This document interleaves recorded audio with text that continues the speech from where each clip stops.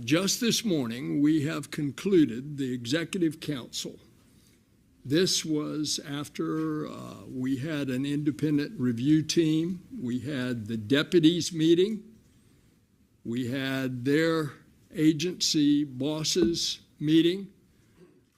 All of them made a unanimous recommendation to the Executive Council, of which it's my responsibility as the chairman to accept or not those recommendations.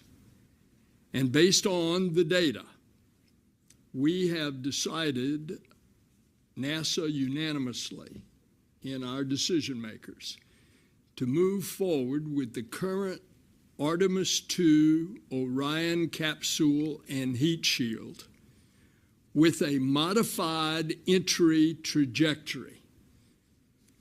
Later on, they'll get into the specifics of how you modify the entry so that you lessen the heat coming back into the Earth's atmosphere.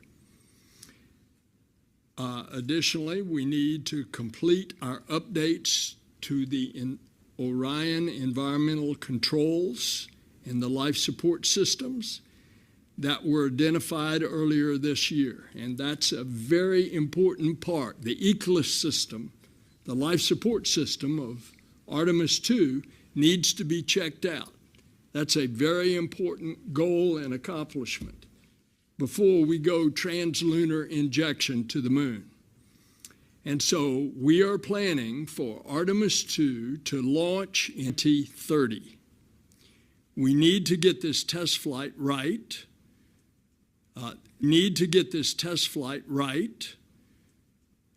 This Artemis II test flight right, to ensure the success of our return to the moon and then return safely to Earth in order for the rest of the Artemis campaign to proceed. We've made tremendous progress on the Artemis campaign, including establishing the Moon to Mars program, defining strategies and objectives through our regular architecture concept reviews, launching and learning from the first test flight, Artemis I, developing our suits, the space suits that our astronauts will wear on the surface of the moon, and awarding 2 contracts to develop human lander systems.